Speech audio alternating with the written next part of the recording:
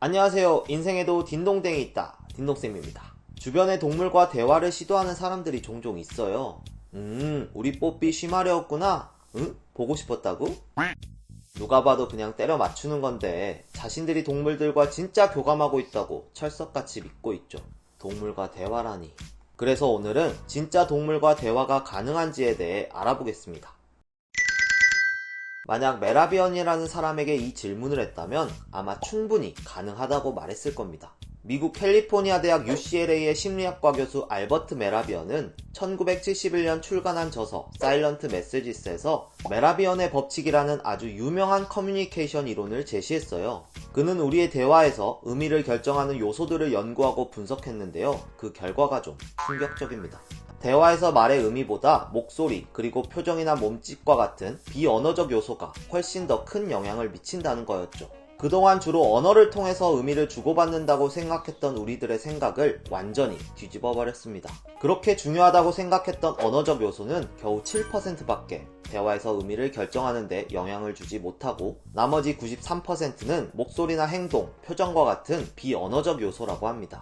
우리가 주고받는 대화에서 의미는 세 가지 요소, 즉 언어, 목소리, 행동에 따라 결정되는데요. 언어적 요소는 말 그대로 언어 자체에 담긴 뜻입니다. 사랑해 라는 단어 자체가 갖는 의미인 거죠. 두 번째 요소인 목소리는 준언어적 표현이라고도 하는데요. 사랑해 라는 말을 할 때 목소리의 크기, 어조, 속도, 분위기 등을 말합니다.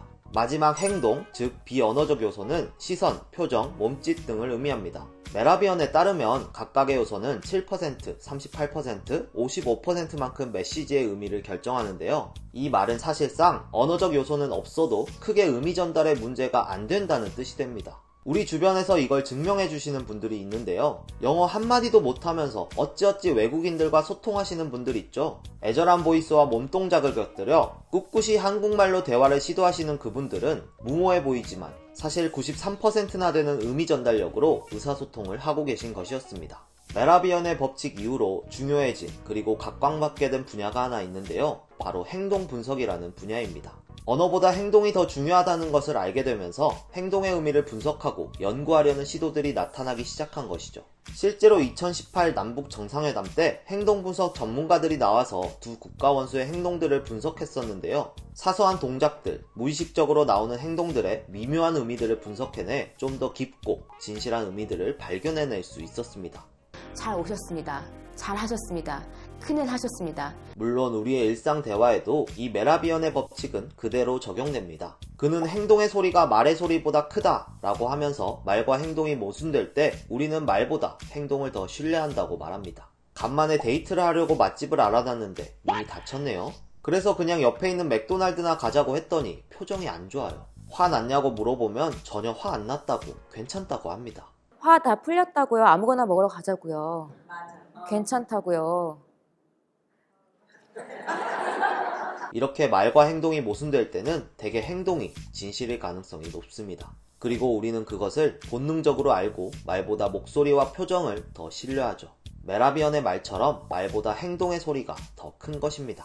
이에 덧붙여 메라비언은 자신의 말의 설득력을 높이려면 목소리와 행동을 언어와 일치시키라고 말합니다. 쉽게 말해 온몸으로 말해야 한다는 거죠. 달콤하게 100번 사랑해 라고 말하는 것보다 말없이 그냥 상대방의 짐을 들어주는 게 더 진심이 느껴지는 법입니다. 물론 메라비언이 강조했던 것처럼 진중한 목소리로 사랑해 라고 하면서 짐도 들어주는 게 가장 좋겠죠?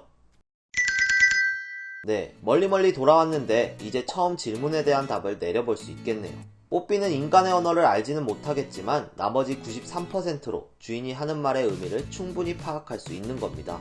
우리 또한 뽀삐의 표정이나 행동, 짖는 소리를 통해서 뽀삐가 말하려는 것도 얼추 알 수 있는 거고요. 최근 연구 결과에 따르면 개들에게도 인간처럼 배운 단어들의 의미를 신경학적으로 처리하는 뇌 영역이 있다고 합니다. 물론 아직 그것이 어떻게 구체적으로 작동하는지는 밝혀지지 않았지만 말이죠. 그런데 이런 단어 차원을 넘어 동물들과 정말 깊이 있는 커뮤니케이션이 가능하다고 주장하는 분들도 있습니다. 애니멀 커뮤니케이터라고 불리는 이들은 거의 텔레파시에 가까운 능력을 보여주는데요. 몇 년 전 동물농장에 출연했던 하이디 기억나시나요? 가족들만 알고 있는 사실도 교감을 통해 정확하게 알아내고 그러던데 이건 잘 모르겠네요. 여러분은 어떻게 생각하시나요? 댓글로 남겨주세요. 그럼 여기까지 딩동댕 딩도쌤이었습니다. 빠이!